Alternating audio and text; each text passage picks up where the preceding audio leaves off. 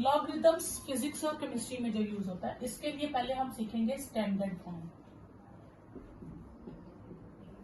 ठीक है, standard form क्या होती है? साइंटिफिक नोटेशन भी कहते हैं इसको।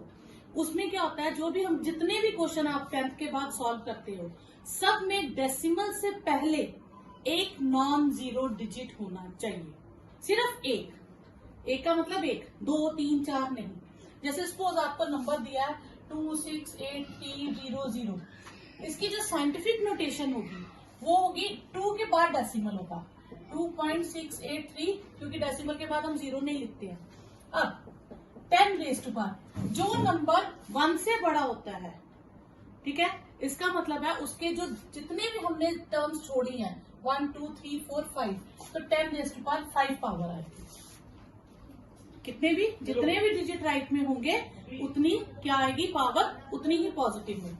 जैसे 46897.32 लिखा हो, तो आप इसको स्टैंडर्ड फॉर्म में डेसिमल कहाँ लिखोगे? 4 पॉइंट, तो हम लिखेंगे 4.68973 10 की पावर में डेसिमल कितने स्टेप शिफ्ट किए? 1 2 3 4, तो 10 पावर 4 आ जाएगी। क्लियर? अगर यही भी होता 0.000032 3.2, ठीक है, अब डेसिमल से पहले एक नॉन जीरो डिजिट चाहिए, तो क्या यहां डेसिमल लगेगा? अब डेसिमल कितने स्टेप शिफ्ट किया? 1 2 3 4 5 स्टेप, तो 10 रेज़ टू पावर 5 तो आएगा, लेकिन ये 0 से स्टार्ट है, 1 से कम है, तो नेगेटिव में आएगा। ठीक है, यहीं पे आ जाए आपके पास 0.26, तो आप इसको क्या लिखोगे? 2.6 10 रेज़ टू पावर -1। तो पहले स्टैंडर्ड फॉर्म में आपको लिखना जरूरी है साइंटिफिक नोटेशन में। जब आप इन्हें लिख देते हो, उसके बाद हम लॉग लगाते हैं। ठीक है, अब मैं आपको लॉग क्वेश्चन सॉल्व करना सिखाती हूँ। तो लॉग के लिए हम क्या करते हैं, जैसे सपोज आपको करना है 256.38 को 469.56 से मल्टीप्लाई करना है। ठीक है, यहाँ डेसिमल लगाते हैं, चलो एक में 3 है, एक में 2 है, मुझे इसे सॉल्व करना है। अगर हम इसको डायरेक्टली सॉल्व करने बैठे तो बहुत टाइम लग जाएगा, तो हम क्या करते हैं, हम इसे x मान लेते हैं। तो टेकिंग लॉग बोथ साइड, दोनों तरफ लॉग लगाते हैं। अब ये तो मैं आपको डिटेल में बता रही हूँ, लेकिन आप क्या करोगे, इसको शॉर्ट में लिख सकते हो। ठीक है, उससे पहले आप इसको स्टैंडर्ड फॉर्म में कन्वर्ट कर लो। 2.5638 10 की पावर 2, और ये क्या होगा 4.6956 10 की पावर 1, सिर्फ एक ही स्टेप शिफ्ट हुआ। तो हम ये 10 की जो पावर्स है इनको साइड पे कर देंगे। 10 की पावर 3 और 2 इंटू 5638 4.6956। क्लियर? अब आप आगे क्या करोगे, आप ये स्टेप सीधा ही ले आओगे। ये इतने स्टेप शिफ्ट हुआ, ये इतने स्टेप शिफ्ट हुआ, उसको डायरेक्टली कर सकते हैं। अब हम लिखेंगे टेकिंग लॉग बोथ साइड्स, तो यहां लॉग x आ जाएगा, log 10 raise to power 3 into 2.5638 into 4.6956 log mn। जितनी टर्म्स मल्टीप्लाई होती हैं, लॉग सेपरेट होके वो प्लस हो जाते हैं। जितनी भी टर्म्स होंगी, अगर 3 है, सपोज करो log m n p है, तो वो होगा log m plus log n plus log p। जितनी भी टर्म्स मल्टीप्लाई होंगी, लॉग सेपरेट होके क्या हो जाएगा, प्लस हो जाएगा। फिर अगर कोई टर्म डिवाइड हो रही है, तो जो न्यूमिनेटर में है वो प्लस होंगी, जो डिनोमिनेटर में है वो माइनस होंगी। ठीक है, log 100 2 होता है, यानी कि जितनी जीरोस 1 के बाद बढ़ती जाएंगी उतना ही नंबर आंसर होता है। ये स्टैंडर्ड फॉर्म है। ठीक है, उसके अलावा कोई स्टैंडर्ड फॉर्म नहीं है, उसके अलावा हमें सब टेबल से देखना पड़ता है। अब first term into second term into third term, तो log of first term plus log of second term plus log of third term लिख दिया। ठीक है, अब 10 क्यूब को क्या लिखते हैं, 1000। 1000 में कितने जीरोज है? 3, तो इसका आंसर आ जाएगा 3। ठीक है, नहीं तो आप ऐसे भी कर सकते हो, 3 आगे आ जाएगा, 3 log 10 हो जाएगा, ये भी कर सकते हो। और log 10 कितना होता है? 1, तो 3 into 1 3 हो जाएगा। उसके बाद अब आपने क्या करना है, ये 0 पॉइंट से शुरू होना है हमेशा। लॉग का जो भी आंसर होगा 0 पॉइंट समथिंग होगा, ये फिक्स्ड है, 0 ही होगा और कोई नंबर नहीं होगा। अब आप जाएंगे लॉग टेबल में। लॉग टेबल में इसमें हम पहले 4 डिजिट्स लेते हैं। कितने डिजिट्स लेते हैं? 4। उसके बाद के डिजिट्स हमारे लिए कोई वैल्यू नहीं है। ठीक है, अब 4 डिजिट्स में क्या है, जो मैं छोड़ रही हूँ वो क्या है? 8। जो छोड़ रही हूँ अगर वो 5, 6, 7, 8, 9 में से होगा तो वो जाते जाते अपने साथ वाले को 1 दे जाएगा। तो अगर मैं इसको 38 को करूं तो राउंड अबाउट हो जाएगा 4। 8 खत्म किया हमने। ठीक है, नंबर था हमारे पास 2.5638। 8 हमें कैंसिल करना है।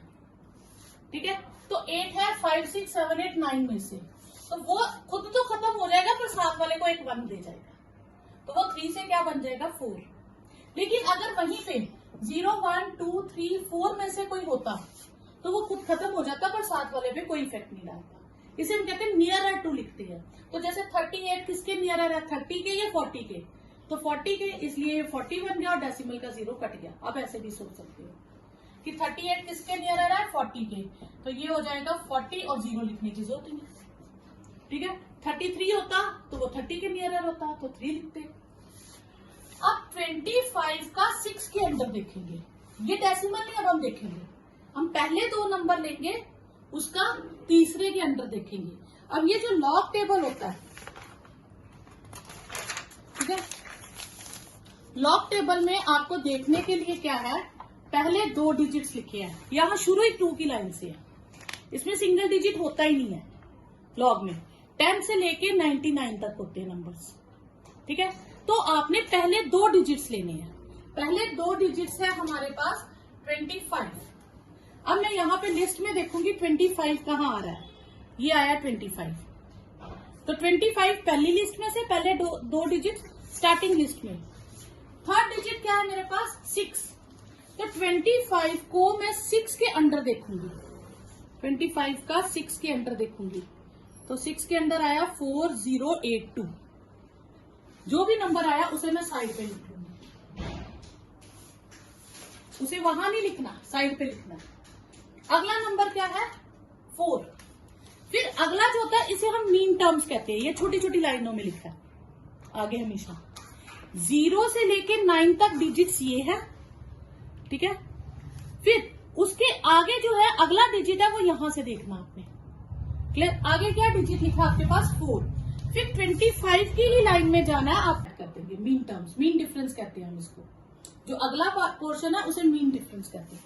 तो 46 का अंडर 9, अब आप ये लाइन देखिए, 46 अंडर 9, अंडर 9 जाएंगे तो 6, 7, 1, 2। ठीक है, और 6 के अंडर 6, 6, 7, 1, 2, 6, 7, 1, 2 और 6, 6, 7, 1, 8, तो ये आ गया 0.6718। ठीक है, अब हम इसे सॉल्व कर लेंगे। 3 प्लस इनको ऐड करेंगे, 7, 1 कैरी, 10, 1 कैरी, 8, 0.1। तो इसमें क्या है, यहाँ पे हम इसे सॉल्व करेंगे। ठीक है, ये बन गया आपके पास 4.0807। क्लियर? अब इस 4 को हमने क्या करना है, इस 4 को हमने साइड पे रखना है, इस 4 का कोई काम नहीं है। अब क्यों ये कैलकुलेशन सॉल्व होके किसका आंसर आया? लॉग का। ये हमारे पास आंसर आया लॉग का, बट इसको आंसर मत समझ लेना, यहां से हमने एंटी लॉग देखना है। ठीक है, तो हम लिखेंगे टेकिंग एंटी लॉग। ये लॉग उधर जाके, अब लॉग कट करना है ना मुझे, तो ये लॉग उधर जाके क्या हो जाएगा? Anti log. ठीक है, तो ये x है, इधर आ जाएगा एंटी लॉग ऑफ 4.0807। ठीक है, अब एंटी लॉग के लिए आपने याद रखना है, डेसिमल से पहले जो भी नंबर होगा उसका एंटी लॉग में यूज नहीं होगा, देखने में नहीं होगा, वैसे होगा लेकिन देखने में उससे पहले डिजिट का यूज नहीं होगा। लॉग में हमने पहले 2 डिजिट का थर्ड के अंदर देखा, फिर जो आया उसका नेक्स्ट मीन टर्म्स में देखा, उसमें सारे डिजिट्स यूज होते हैं। एंटी लॉग में डेसिमल से पहले वाला नंबर यूज नहीं होता। तो डेसिमल के बाद वाला क्या है 0807.0807। अब एंटी लॉग का आप टेबल देखोगे ना, तो एंटी लॉग के टेबल में जो टर्म्स हैं वो शुरू ही डेसिमल से है, 0.00, 0.01, 0.02। एंटी लॉग डेसिमल से पहले टर्म लेता ही नहीं है, तो वो लेता ही कौन सी है, डेसिमल के बाद की। अब इसमें डेसिमल के बाद क्या है 0.08, तो 0.08 का, और हमने देखना 0 के अंदर 1202, और फिर देखना 7 के अंदर 2, तो ये आ गया 1202 और 2, 4 हो गया टोटल। अब इस 4 का क्या काम है, इस 4 का क्या काम है, इस 4 में क्या करना है, जितने नंबर है उतने डिजिट्स के बाद डेसिमल आएगा, उतने डिजिट्स के बाद डेसिमल आएगा। तो ये कितने डिजिट्स है 4, ठीक है। तो इसको मैं क्या करूंगी 5 डिजिट्स के बाद आएगा, 1 2 3 4 5, एक डिजिट बढ़ा के। तो इसका आंसर जो पूरी कैलकुलेशंस का होगा, केमिस्ट्री में क्वेश्चन है लॉग के इज दिस, ठीक है। तो एंटी लॉग देखना पड़ेगा लॉग हटाने के लिए, तो मैं इधर लिख दूंगी के एंड एंटी लॉग ऑफ 0.5074, ठीक है। अब मैं 0.50 का किसके अंदर देखूंगी 7 के अंदर, देखो 0.50 का आपके पास लॉग टेबल, ठीक है। तो एंटी लॉग में पहले ये था, फिर मीन टर्म्स में 3 था, तो कितना आया 3217। अब यहाँ पे कोई नहीं है नंबर, ठीक है, तो कितना होगा 0 है, तो 0 में हमने 1 ऐड करना है, तो कितना आया 1, ठीक है। तो इसमें यहाँ पे डेसिमल आ जाएगा 3.217, एक डिजिट के बाद। सपोज करो आप किसी का एंटी लॉग देख रहे थे, यही टर्म है, इसी में आपको बताते हैं। सपोज करो आप एंटी लॉग देख रहे थे -2. सपोज करो मेरे पास ये एंटी लॉग देखना था, ठीक है। अब यहाँ नेगेटिव है, तो इसको पॉजिटिव बनाने के लिए जो नंबर यहाँ लिखा है उसी से एक स्टेप बढ़ा, तो मैंने क्या किया एंटी लॉग ऑफ -3 + 3 -2.4926 कर दिया, ठीक है। एंटी लॉग ऑफ -3 प्लस, अब इसको करेंगे 3 में से इसे माइनस करेंगे, तो मेरे पास आ जाएगा 5074, ये आ जाएगा, ठीक है। अब इसका लॉग ये आ गया 0.0507, ठीक है। इसको मैं अलग कर दूंगी, मैं इसका एंटी लॉग देखूंगी, ठीक है। इसका एंटी लॉग देखूंगी तो मेरे पास क्या आएगा, सॉरी इसका एंटी लॉग देखा तो 3217 आया, यही आया जो हमने अभी देखा था। अब यहाँ है -3, तो हमने क्या करना है एक प्लस करना है, -3 + 1 कितना आ गया -2, -2 मतलब 2 zeros लगा,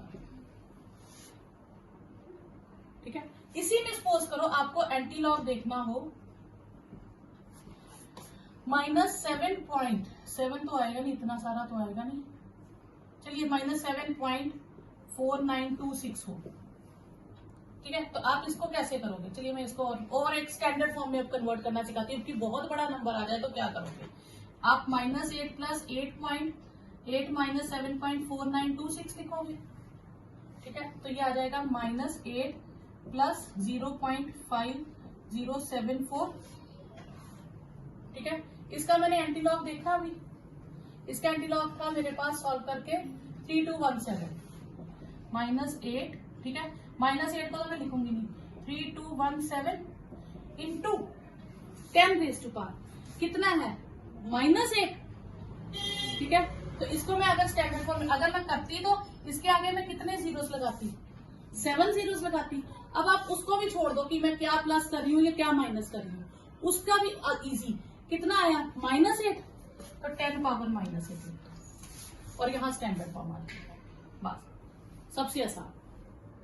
आप इसको स्टैंडर्ड फॉर्म में क्या लिखोगे, जो नंबर जो भी इसका एंटी लॉग आया आपने इसका एंटी लॉग देखना है, ठीक है। आपने इसका एंटी लॉग देखा, नंबर आया 3217, आगे क्या लिखा था -8, तो आप उसको स्टैंडर्ड फॉर्म में लिख दो 3.217 10⁻⁻⁻, जितना नंबर आगे बचेगा उसे 10 पावर में कन्वर्ट कर दो, ठीक है, क्लियर।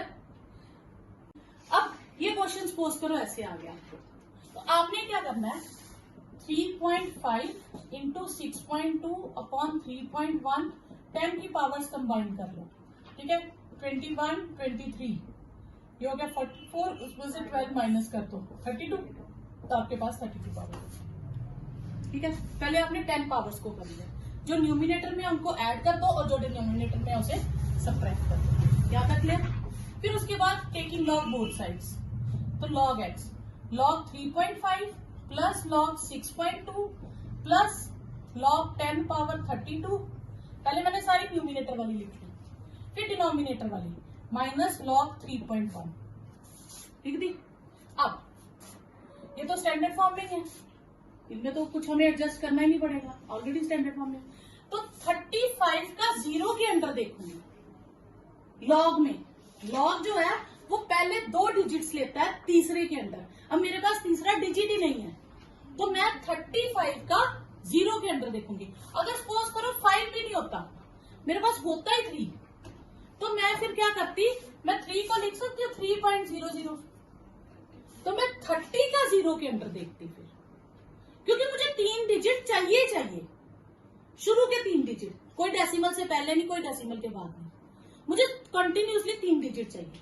अगर उसके पास 1 है तो मैं 2 जीरो खुद से लगा दूंगी, तो 30 का 0 के अंदर, ठीक है। अब मेरे पास है 3.5, तो मैं 35 का 0 के अंदर देखूंगी। देखो 35 का लॉग में 0 के अंदर क्या है, 5 4 ओके, ठीक है। आगे नेक्स्ट 62 का 0 के अंदर 7924 प्लस, ठीक है, सब एक सेकंड, ठीक है। ये 0.5441, ये 0.7924, अब इसमें क्या होगा, 32 आगे आ जाएगा, तो 32 log 10, अब इसमें आ जाएगा 31 का 0 के अंदर, देखो क्या आएगा 31 का 0 के अंदर 4914, ठीक है। अच्छा, अब मेरे पास आ गया 0.5441 7924, इनको ऐड करूंगी, ये कितना हो गया मेरे पास 5 6 3 1 1.3, अब इसमें से मैं माइनस कर लूंगी 4914 1 5 4 8 पॉजिटिव में आया, और log 10 कितना होता है 1, तो ये 32 प्लस 0.8451 आ गया, ठीक है। अब x की वैल्यू क्या हो जाएगी, इस 32 को तो मैं 10 पावर में लिख दूंगी स्टैंडर्ड फॉर्म में, अब 0.84 का 5 के अंदर देखो क्या होगा एंटी लॉग में। अब हम किसमें लॉग जब देख लेंगे तो हम किसमें देखेंगे, एंटी लॉग में, तो 0.84 का 5 के अंदर देखो